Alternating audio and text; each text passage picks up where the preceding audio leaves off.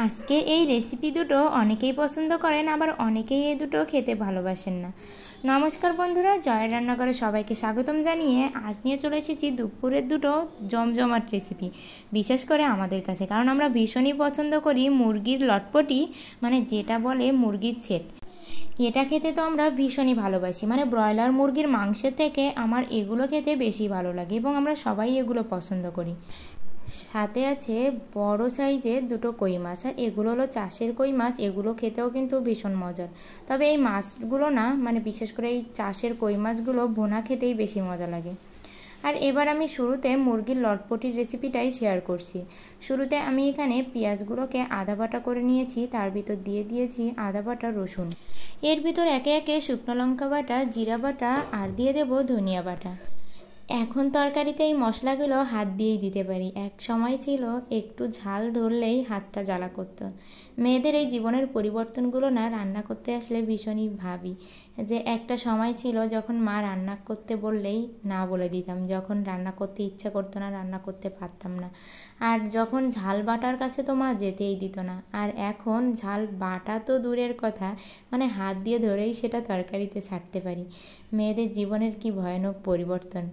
আর এবার মশলাটাকে ভেজে আমি এর ভিতর লবণ হলুদ দিয়ে একটু ভেজেই আমি জল দিয়ে মশলাটাকে ভালো করে কষিয়ে নেব।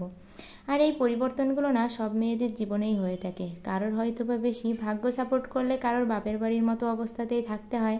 আর ভাগ্যটা যদি ভালো না হয় তাহলে এখানে এসে পরিবর্তন হতেই হবে, কারণ পরের ঘর না জমের ঘর, মানুষ একটা কথা বলে। অনেকের সাথে কিন্তু এরকমটা মিলে যায়। আসলে লোকের এই কথাগুলো না, এই যে বাংলার যে প্রবাদগুলো ছিল না, সত্যি এগুলো আর এমনিতেই তৈরি হয়নি, এর পিছনে অনেকই কারণ আছে। সত্যিই মানুষের জীবন থেকেই কিন্তু এই প্রবাদগুলো তৈরি হয়। আর এবার আমি মশলাটাকে কষিয়ে নিয়ে এই মুরগির লটপটিটাকে দিয়ে দিলাম, আর দিয়ে এবার ভালো করে নেড়েচেড়ে আমি কষিয়ে নেব।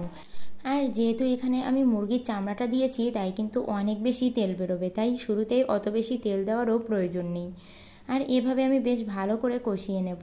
আর আমরা তো এগুলো খেতে ভালোই বাসি। আর এই মুরগির পাটা কিন্তু গোটা রেখেছি আমার সোনাবুড়োর জন্য, সে আবার এটা খেতে ভীষণই ভালোবাসে। খেতে তো তেমন পারে না, তবে তার জন্য একটা রাখতেই হবে। আর মুরগি আনলে, গোটা যদি মুরগি কখনো আনা হয় তাহলে তার জন্য রানটা রাখতেই হবে। সে সলিড মাংস খেতে অতটা ভালোবাসে না, কিন্তু রানটা দিলে সে একটু একটু মাংস খেতে ভালোবাসে।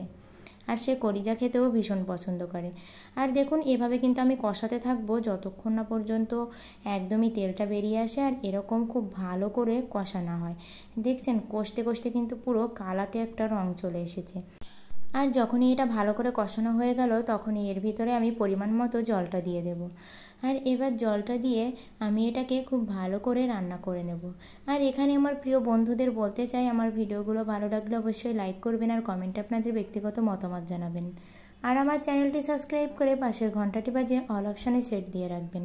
তাহলে আমি যখনই দুপুরের এরকম নিত্য নতুন মজার রেসিপি শেয়ার করব তখনই আপনাদের কাছে আগেই নোটিফিকেশানটা চলে যাবে। আর রান্নার সময় কালারটা না আসলেও দেখুন নামানোর পরের কালারটা দেখুন। আর আপনারা চাইলে নামানোর একটু আগে একটু গরম মশলার গুঁড়ি কিংবা বাটা দিতে পারেন। আর আমরা তো এটা তেমন একটা খাই না, তাই কিন্তু আমরা সব তরকারিতে দেই না, আর এখানেও আমি গরম মশলার দেইনি। আর এবার চলে যাচ্ছি কই মাছের রেসিপিতে। দেখুন বড় বড় কই মাছ 2 পিসই কিন্তু যথেষ্ট। আর এই কই মাছগুলো দেখলেই না ভীষণই মজা লাগে খেতে। আর এবার কই মাছগুলো ভেজে নিয়ে আমি এর ভিতরে শুরুতে গরম মশলা ফোড়নে দিয়ে দিলাম, আর তার ভিতর দিয়ে দিলাম পেঁয়াজ বাটা, রসুন বাটা, দিয়ে দিলাম শুকনো লঙ্কা বাটা, আদা বাটা, জিরা বাটা। আর এই সবগুলো মশলাকে দিয়ে আমি ভালো করে নেড়ে চেড়ে এটাকে একটু ভেজে নেব যতক্ষণ না পর্যন্ত এই মশলার কাঁচা গন্ধ চলে যায়। আর মশলার কাঁচা গন্ধটা গেলেই যখন দেখুন এটা খুব ভালো ভাজি হয়ে যাবে তখনই আমি এর ভিতরে দিয়ে দেব পরিমাণ মতো লবণ আর দেব পরিমাণ মতো হলুদ। লবণ হলুদ দেওয়ার পর আমি এটাকে আবার নেড়ে চেড়ে 2 মিনিটের মতো ভেজে নেব। আর এই ভুনার রেসিপিতে না একটু বেশি তেল দিতেই হবে, তাহলে কিন্তু মজা লাগবে। আর এখানে দিয়ে দিচ্ছি বাদাম বাটা। বাদাম বাটা দিলে কিন্তু গ্রেভিটা অনেক বেশি সুন্দর হয় এবং খেতে ভীষণই মজা লাগে। আর এভাবে মশলাটাকে ভেজে নিয়ে মশলাটাকে কষানোর জন্য আমি অল্প পরিমাণে এখানে জল দিয়ে দেব। জল দিয়ে মশলাটাকে বেশ ভালো করে কষিয়ে নেব। আর দেখুন কত সুন্দর তেল ছেড়ে দিয়েছে। এ পর্যায়ে আমি এর ভিতরে মাছ দুটোকে দিয়ে দেব। মাছ দুটোকে দিয়ে মশলার সাথে 2 মিনিটের মতো ভালো করে কষিয়ে নেব। 2 মিনিট মাছটাকে কষিয়ে নিয়ে আমি এই মাছের ভিতরে পরিমাণ মতো জলটা দিয়ে দেব। আর জলটা দিয়ে আমি এভাবে কিন্তু বেশ কিছু সময় রান্না করতে থাকবো। আর বাদাম বাটা দিলে যে এই গ্রেভিটা এত বেশি মজার হবে এবং খেতে ভালো লাগবে, আপনারা অবশ্যই এই কই মাছ ভুনাতে একবার বাদাম বাটা গ্রেভিতে দিয়ে খেয়ে দেখবেন, অনেক বেশি মজার হয় এটা। আর দেখুন এভাবে রান্না করা কিন্তু আমার শেষ পর্যায়ে। এই আবারও যখন এরকম রান্না করে এসে মশলা দিয়ে তেল ছেড়ে দেবে, তখনই কিন্তু কই মাছটা নামাতে হবে। আর এর 1 চামচ ঝোলেই কিন্তু অনেক বেশি ভাত খাওয়া যায়। দেখুন কই মাছ ভুনাটাও কতটা সুন্দর হয়েছে। তাই অবশ্যই বলবো আমার ভিডিওগুলো আপনারা দেখবেন, আর অবশ্যই একবার হলেও এই রেসিপিগুলো এভাবে রান্না করে খেয়ে আমাকে কমেন্ট করে জানাবেন। সবাই ভালো থাকবেন, সুস্থ থাকবেন।